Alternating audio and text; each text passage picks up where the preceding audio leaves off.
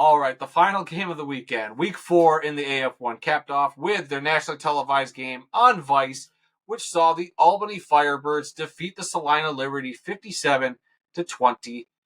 Now, this is a game that you were able to watch. I know because we were texting about it. Yes. It helps that it was nationally televised this time around. makes for good appointment viewing as an arena fan. Yeah. But we'll just jump in before I talk stats. Tell me about your experience watching the game. What were your thoughts? Good broadcast again. There was a point in the third quarter, I think, where Albany was up, and they went to a commercial, and when they came back from the commercial, evidently they had not stopped playing, so there was another touchdown scored during that commercial, and so I didn't get to see it. I was kind of watching the game on a bit of a delay, so I was like, fast forwarding through the commercials, and I thought I went way too far. So I had to back up, and then all of a sudden I realized, no, they just came back from the commercial, and there's another touchdown on the scoreboard. So that's my only complaint about the broadcast. Otherwise, everything was great. It's Ari Wolf and Cedric Bonner. They're a great combination in the booth. They're very knowledgeable. They've been with the game for a long time, and so yeah, the Vice broadcast is really good. So this was the only glitch to me that made it not the perfect broadcast on Sunday night. There were a few things I noticed. Like sometime in the first quarter, I want to say they were still on the broadcast, but it seemed like they called a media timeout on the field. So they were kind of just hanging around at one point, just like, oh, we don't know if maybe they thought we were going to commercial and we didn't. So like nothing was happening on the field. It was like a big delay in getting a playoff. So that was weird.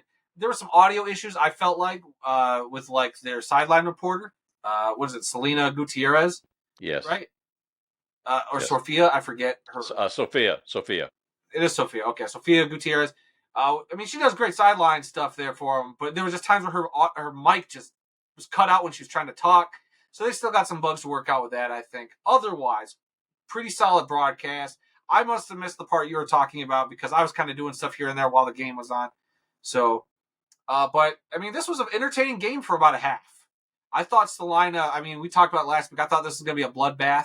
I thought Albany was just going to come in and set that little arena on fire. And Salina came to play. Salina did not look like that team we saw the last couple of weeks. They seemed competent. They got a couple of good stops early against Albany, so it made me go, oh, shoot, is Albany going to have an off game, or is Salina finally figuring stuff out? And for about a half, it was very competitive, very back and forth. It was the Firebirds were only up 21-20 going into halftime. Yeah, this was as usual, a tale of two halves. The first half, it was very close. They were just trading scores. The only difference was a missed extra point in the first half. And then come the second half, and Salina was shut out in the third quarter, 13-0. So, from there, just they dug a hole they couldn't get out of. But the first half was really, really good in this game. Yeah, and that's tough. I mean, I was really pulling for Salina at a couple points. I was like, wow, I didn't think they would be able to do it, but they were within a point. I thought they figured stuff out. And just Albany just showed why they're the better team, and they put a heck of a game together and finished very strong. They scored 23 points in that fourth quarter to Salina 7. Granted, one of them was that last-second touchdown pass by the backup quarterback that they debated on the broadcast. Should they have done that? Should they not have? I mean, it's hard to say. If you're getting your backup quarterback some reps, then I get it. But at the same time, they're running up the score. I don't know. It didn't make me mad. I could see why it'd be a little frustrating. It's like, all right, we get it. We were down, done, and you did that. But, I mean, also at the same time, my other philosophy is, well, then stop them. Play till the last whistle. I mean, I'm sorry. Well, one of the big highlights from this game, especially in the second half, was the 50-yard field goal by Albany kicker Henry Nell in the fourth quarter. When he kicked that, the camera was right behind the goalpost. So you saw it go high, and then all of a sudden it came right back into view and right between the uprights. That was an amazing kick. And so that's obviously an AF1 record this year, 50-yard field goal.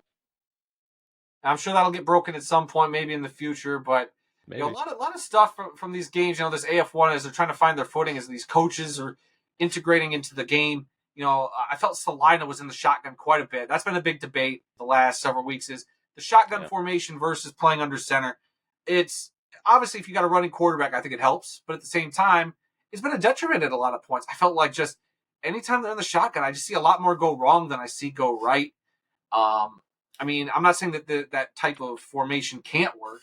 It's just it hasn't been cracked quite yet. I think to be uh, a staple in the arena game. Like it's got its plays and it's worked a few times, but I think it'll be an ongoing debate the rest of the year and maybe years going forward, depending on what type of coaches get brought into the league. Yeah, I think the shotgun formation has a place now and then, certain circumstances in the game, but not every play of the game. Cannot be a snap to the, you know, a long snap like that. You've got to be under center. To me, a good share of the time.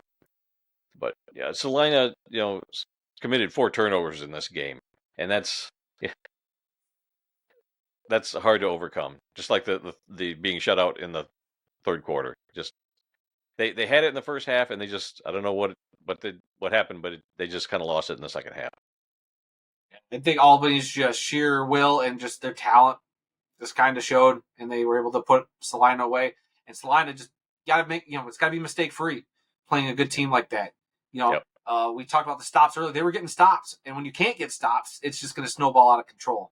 So clearly, a lot of work for Salina, but I think they did a lot right, and if they could just piece it all together for a full game, they could be a team to be taken seriously. And this was a playoff team last year, so we'll see. I think they're close to putting it all together this year. Yeah, I think all these teams. There's not one team I would say is an absolute dumpster fire of a team. It's still a lot of teams with a lot of good talent trying to figure stuff out. Let's quickly talk some stats. Sam Castronova, quarterback for the Firebirds, was 9 of 17 for 132 yards. He threw 5 touchdowns. He rushed the ball 3 times for 40 yards. Wide receiver Dwayne Brown had 3 catches for 44 yards and 2 touchdowns, along with a rush for 12 yards. And wide receiver Darian Townsend had 2 catches for 30 yards and a touchdown. He also had a rush. Maybe that's not. Nope, never mind. Disregard the rushing. I think I just copied and pasted the wrong thing. Okay. On Salina's side of things, quarterback Javen Clago was 20 of 43. He threw 43 passes during this game. A lot of drops. There's so many drops and so many errant throws during this game, but he still managed to throw for 190 yards. He threw for 2 touchdowns, but the 3 interceptions were killers.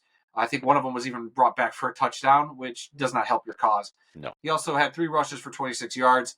A guy I really liked during this game, wide receiver Malik Honeycutt. Not just because of the name. I thought he just played really well. Had 8 catches for 101 yards and 2 touchdowns.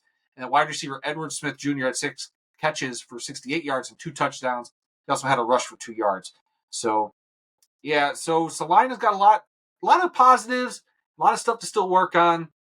I'd be curious to see how they do going forward. Any other thoughts from this game for you? No. It was a fun game to watch. Even though it was kind of a blowout at the end, it was still a lot of fun to watch. Yes, it was a great arena football. A lot of great plays, and one of the best kickers in the game.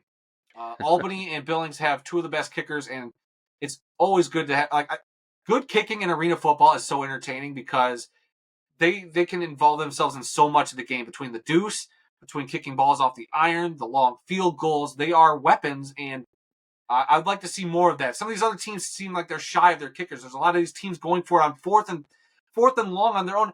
I'm tired of seeing a lot of these 4th down plays. Like, no, kick the field goal. Let's get it interesting. But clearly they don't have confidence. A lot of these teams, at least, are not as confident in their kickers as maybe Albany and Billings are. So yeah,